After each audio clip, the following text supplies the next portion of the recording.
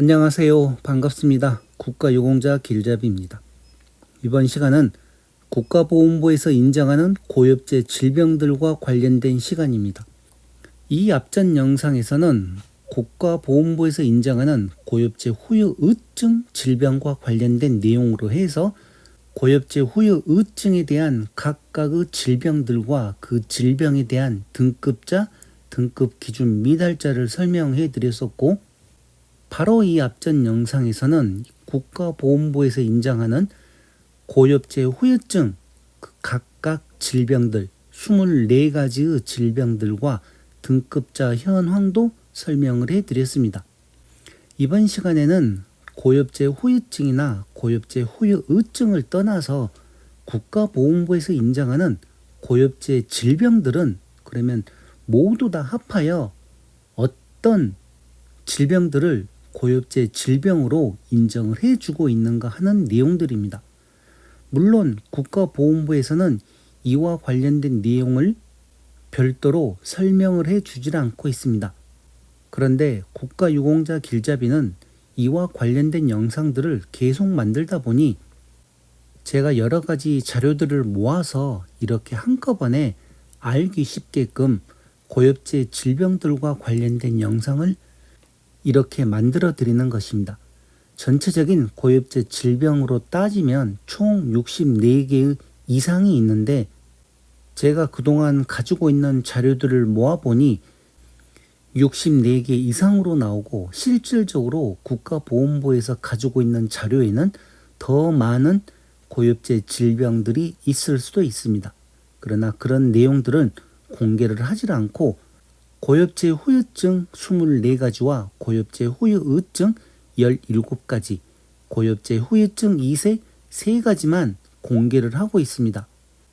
그래서 이번 시간에는 제가 이 전체적인 내용, 제가 가지고 있는 모든 고엽제 질병들에 대한 내용을 설명을 해드리면서 아는 만큼 보이고 모르면 손해라고 제가 이렇게 썸네일에 내용을 넣었습니다. 아무리 본인들 몸에 여러 가지 고엽제 질병을 가지고 있어도 그 질병을 등록을 못하면 또 아무런 의미가 없습니다. 모르면 모른 대로 손해고 알아도 실천을 하지 않으면 아무런 의미가 없습니다. 그래서 이번 이 영상이 끝나고 고엽제와 관련되신 분들은 다음번 영상, 이 영상을 또 한번 꼭 참고를 해 보셔야 됩니다.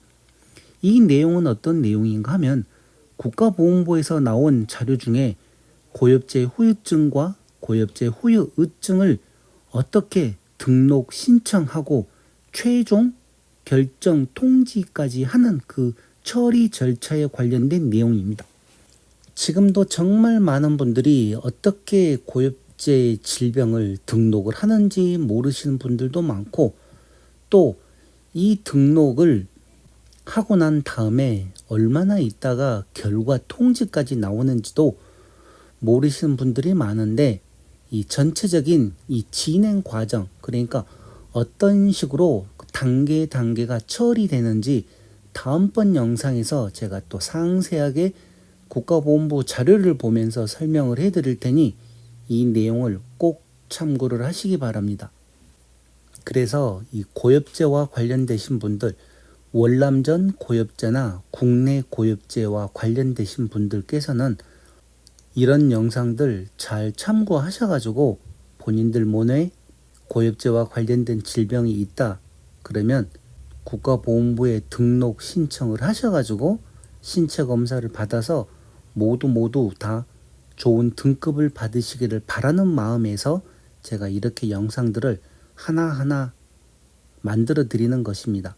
그러니 이런 내용 잘 참고하셔가지고 영상들 보시면서 많은 도움 받으시길 바라겠습니다. 그리고 이 내용도 꼭 기억해 주시기 바랍니다. 국가유공자 길잡이는 어떤 개인이나 단체와 함께 일하지 않습니다. 길잡이를 사칭하는 내용에 꼭 주의하시기 바랍니다. 그리고 국가유공자 길잡이 채널에서는 구독해달라고 말하지 않습니다. 영상을 보신 분들이 본인이 필요하다 생각하면 구독을 하시는 거기 때문에 저는 영상에서 꼭 구독을 해달라고 말하지를 않습니다. 그리고 좋아요 눌러달라고 말하지도 않습니다. 영상을 보신 분들이 본인에게 필요한 내용이다 하면 알아서 좋아요를 눌러주시기 때문에 꼭 강제성으로 구독해달라, 좋아요 눌러달라 말하지 않습니다. 그리고 금품을 요구하지 않습니다. 제가 채널을 운영을 함에 있어서 많은 도움을 드리고는 있지만 금품을 요구하지는 않습니다.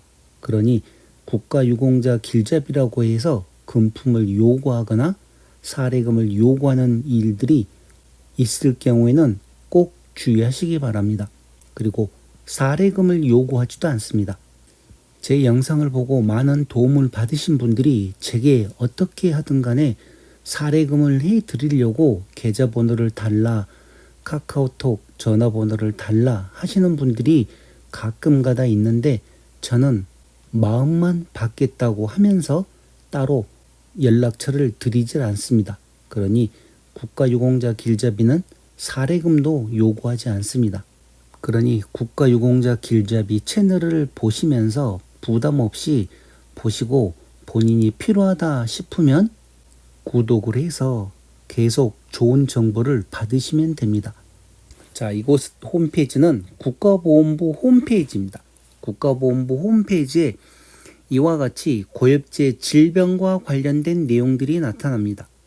고엽제 질병, 고엽제 후유 의증 등 환자 지원 및 단체 설립에 관한 법률 2024년 2월 13일 날 일부 개정되었다고 합니다. 그리고 여기 보시게 되면 구분으로 고엽제 후유증과 고엽제 후유 의증 그리고 고엽제 후유증 2세 환자로 나누어지는데 제가 이 내용을 더 크게 확대를 해서 설명을 해드리겠습니다. 제일 위에는 먼저 고엽제 후유증부터 나오는 내용입니다. 고엽제와 관련된 내용들 1번 비호직힌 임파선 암, 2번 연조직 육종암, 3. 염소성 여드름, 4. 말초신경병, 5. 만발성 피부 포르피린증, 6. 호지킨병, 7. 폐암, 8. 후두암, 9. 기관암, 10. 다발성 골수종, 11. 전립선암, 12. 버거병, 13. 당뇨병. 다만 선천성 당뇨병은 제외한다. 14. 비세포형 만성 백혈병, 만성 림프성 백혈병과 털세포 백혈병 포함. 15. 만성 골수성 백혈병. 16. 파킨슨병. 다만 2차성 파킨슨증 및 달리 분류된 질환에서의 파킨슨증은 제외한다. 17. 허혈성 심장질환. 18. AL 아밀로이드증. 19. 침샘암. 20. 담낭암. 담낭암에는 담도암도 포함합니다. 원래는 이렇게 해서 20번까지 그러니까 고엽제 후유증은 20가지였습니다. 그런데 2024년 2월 13일 날 이렇게 개정이 됐다고 조금 전에 제가 설명을 해드렸죠. 그렇게 해서 이제부터는 24번까지 나옵니다. 21번 갑상샘 기능 저하증, 22 다발성 경화증, 23 방광암, 24 비전형 파킨슨증 중 진행성 핵상마비와 다계통 위축증. 이렇게 21부터 24번까지 4개의 질병은 몇 달 전까지는 고엽제 후유 의증이었습니다. 그러다가 4가지 질병이 고엽제 후유증으로 전환되어서 이제부터는 이 고엽제 후유증에 포함이 됩니다. 그리고 이와 관련해서 신체 검사를 또 받으신 분들도 있고 신체 검사 생략 동의서를 작성을 해서 신체 검사를 받지 않는 분들도 계실 건데 아마 상황에 따라서 고엽제 후유 의증 경도 장애나 중등도 장애, 고도 장애를 받고 계셨던 분들이 이제는 7급, 6급 3항, 6급 2항, 6급 1항, 또 어떤 분은 5급까지 해서 상위 등급으로 다시 변경돼서 국가보훈부에서 통보를 해 줄 것입니다. 그러니 그 내용들 다 기다리시면 됩니다. 이렇게 2024년 7월 기준으로 총 24개의 고엽제 후유증이 있고, 고엽제 후유증을 갖고 계시는 분들, 자녀분들 중에서 이 세 가지 질병이 있으면 이 세 가지 질병은 고엽제 후유증 2세 환자로 또 등록이 됩니다. 세 가지 질병은 1. 척추 이분증, 다만 은폐성 척추 이분증은 제외한다. 2. 말초 신경병. 3. 하지마비 척추병변. 이렇게 고엽제 후유증으로 등록되신 분들 자녀들에게 이와 관련된 질병이 있다 그러면 꼭 준비들 하셔가지고 국가보훈부에 등록 신청을 해 보시기 바랍니다. 그러면 고엽제 후유증 2세로 등록이 될 수 있습니다. 지금부터는 고엽제 후유증으로 등록된 질병들입니다. 1. 일광과민성 피부염. 2. 심상성 건선. 3. 지루성 피부염. 4. 만성 단마진. 5. 건성습진. 6. 중추신경장애. 다만 제1항 제16호 본문의 파킨슨병 및 같은 항 제24조 비전형 파킨슨 중 진행성 핵상마비와 다계통 위축증은 제외한다. 왜 그런가 하면 기존에 중추신경장애에 있던 파킨슨 병이 고엽제 후유증으로 전환이 되었습니다. 그래서 그 중추신경장애에서 이제 고엽제 후유증으로 전환된 파킨슨증 중 진행성 핵상마비와 다계통 위축증은 제외한다고 이렇게 기록을 해놓은 것입니다. 이와 관련된 분들은 고엽제 후유증으로 변경되었다는 내용입니다. 7. 뇌경색증. 8. 다발성 신경마비. 9. 근위축성 신경측색경화증. 10. 근질환. 11. 악성종양. 다만 제1항의 고엽제 후유증에 속하는 악성종양은 제외한다. 이 악성종양, 이렇게 보게 되면 단 한 가지 악성종양으로만 생각을 하시는데, 제가 잠시 후에 고엽제 후유증에서 얘기하는 악성종양은 그러면 몇 가지가 있는지 그 내용을 잠시 후에 또 상세히 설명을 해 드릴 테니 계속해서 영상을 시청을 해 보시기 바랍니다. 12번 간질환. 다만 B형 및 C형 감염으로 인한 것은 제외한다. 13. 고혈압.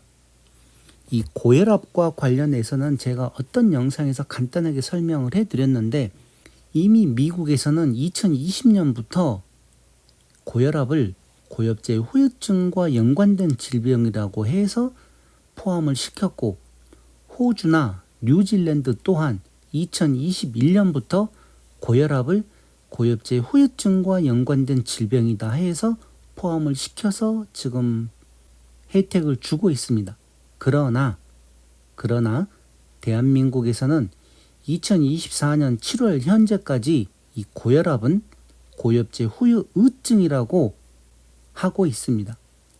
물론 이번에 고엽제와 연관된 역학조사, 7차 역학조사를 진행을 하고 있는데, 이 7차 역학조사가 끝나면 과연 고혈압이 고엽제 후유증으로 전환될지 아니면 그대로 고엽제 후유증으로 갈지는 제가 정확하게 보훈부 직원이 아니기 때문에 확답을 못 해드립니다. 그러나 지금까지 계속 진행해 왔던 걸 보면 미국이나 다른 선진국에서 고엽제 후유증과 연관된 질병이다 하고 발표를 하면 그 다음에 대한민국에서도 역학조사를 실시해서 그 질병 또한 고엽제 후유증으로 인정을 해주고 있는 사례들이 있습니다. 그래서 이 고혈압과 관련되신 분들은 국가보건부에서 7차 역학조사가 끝난 후에 발표하는 내용을 주의 깊게 잘 살펴보시기 바랍니다. 물론 발표를 하게 되면 저 또한 영상으로 만들어서 설명을 해드리겠지만 이런 내용도 있구나 하고 알고 계셔야 됩니다. 그래야지 국가보건부에서 어떤 발표를 할 때 이게 이래서 이렇구나 하는 거를 알지, 그렇지 않고 아무런 준비도 없이 발표한 내용만 듣고 그때서 또 준비를 하려고 그러면 조금 늦은 감이 있습니다. 물론 여기서 준비를 하는 거는 몸 상태도 건강해야 되지만 또 어떻게 신체 부위별 상위 등급 결정표가 바뀔지 또 그때 가봐야 합니다. 그렇지만 그때까지 몸 건강히 관리들 잘 하고 계셔야 됩니다. 14번째로는 뇌출혈이 있습니다. 15번째 동맥경화증이 있고 16번째 무혈성 괴사증, 17번째 고지혈증이 있습니다. 이렇듯 국가보건부에서는 이 고엽제 질병들과 관련된 내용을 이렇게 상세하게 설명을 해주고 있습니다. 그러나 본인들 몸에 어떤 질병이 고엽제 후유증인지 고엽제 후유의증인지 이런 내용들도 잘 알고 계셔야 되고, 더 중요한 거는 아무리 몸에 많은 질병들을 가지고 있으면 뭐합니까? 국가보건부에 등록을 시켜서 몸 상태에 따라 기준 미달도 나올 수 있지만 또 7급도 받을 수 있고 6급도 받을 수 있고 5급도 받을 수 있습니다. 그러니 이런 내용들을 잘 알고, 제가 이번 이 4가지 영상 끝나고 나면 많은 분들이 제게 질문을 주실 때 보면 너무나 안타까운 질문들이 많습니다. 그래서 그런 질문들과 관련된 내용으로 해서 또 몇 개의 영상을 설명을 해 드릴 테니 그런 내용 보면서 모두 또 참고를 하시기 바랍니다.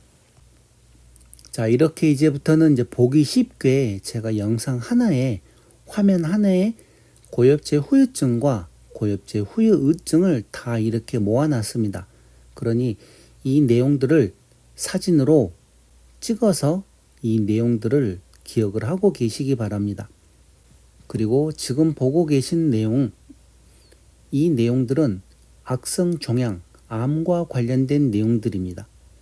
먼저 위에 있는 빨간색 글씨는 고엽제 후유증에서 얘기하는 암들입니다. 그리고 아래쪽에 있는 파란색 글씨는 고엽제 후유의증에서 이야기하는 악성 종양에 포함되는 내용들입니다. 조금 전에 보셨듯이 악성 종양 해서 단 한 가지로만 생각을 하고 계시는 분들이 있는데 그렇지는 않습니다. 이 모든 암들을 다 악성 종양이라고 하는 것뿐이지 실질적으로는 이렇게 종류가 많다는 것을 아셔야 됩니다. 자, 그러면 먼저 고엽제 후유증에서 얘기하는 악성 종양, 암들은 전립선암, 폐암, 다발성 골수종, 침샘암, 방광암, 담낭암, 담도암, 후두암, 기관암, 연조직 육종암, 비호치킨 임파선암, 이렇게 해서 11개의 암이 있습니다. 물론 여기보다도 더 또 다른 내용이 추가될 수도 있지만 지금 고엽제 후유증에서는 이렇게 11개가 있습니다. 그리고 이제 악성 종양과 관련된 내용들입니다. 뇌척수 종양, 두경부암, 유방암, 흉선종, 중피종, 난소암, 췌장암, 위암, 식도암, 대장암, 간암, 신장암, 고환암, 생식세포종, 자궁경부암, 자궁내막암, 림프종, 급성백혈병, 육종암, 악성흑색종, 피부암, 이렇게 해서 총 21개입니다. 위에 고엽제 후유증 11개와 아래 고엽제 후유의증 21개를 합하면 총 32개인데 제가 이렇게 전체적인 내용을 또 보기 쉽게끔 이 한 화면으로 만들어 놨습니다. 물론 왼쪽에 있는 거는 글씨가 좀 적어 보이겠지만 조금 전에 설명드렸던 다 내용들입니다. 고엽제 후유증 24가지 질병과 고엽제 후유증, 여기 고엽제 후유증 24가지 질병과 고엽제 후유증 17가지 합하면 총 41개입니다. 이 41개에서 고엽제 후유증 2세 환자가 3가지가 있습니다. 척추이분증, 말초신경병, 하지마비, 척추병변. 그러면 3가지를 더하게 되면 총 44개가 됩니다. 44개. 이 44개에서 여기 보시게 되면 이 11개는 여기에 다 포함이 되어 있습니다. 그래서 이 11개는 더하면 안 되고 44개에서 여기에 있는 21개 더하기 21개는 65가 됩니다. 65. 그렇죠? 65인데 여기 11번째 악성 종양에 여기가 다 포함되기 때문에 제가 64개 더하기 플러스 알파라고 하는 얘기가 여기 말고도 또 제가 모르는 질병들이 더 많이 있을 수도 있습니다. 그리고 예를 들어 간단하게 허혈성 심장 질환 같은 경우만 해도 허혈성 심장 질환과 관련된 질병이 한 가지만 있는 게 아니라 6급부터는 허혈성 심장 질환이라고 해서 이야기를 하지만 7급은 또 협심증이 있습니다. 이 협심증과 허혈성 심장 질환은 각각 별개의 병명입니다. 그러다 보니 이런 식으로 하게 되면 64, 65, 또 66 계속 몇 개가 더 올라갈 수도 있습니다. 그러나 이런 내용을 정확하게 국가보건부에서는 이야기를 해주질 않고 다만 여기 고엽제 후유증, 고엽제 후유증, 고엽제 후유증 2세 환자 이렇게만 이야기를 해주고 있습니다. 그리고 여기에 관련된 내용은 국가유공자 길잡이만 가르쳐 드리고 있는 것입니다.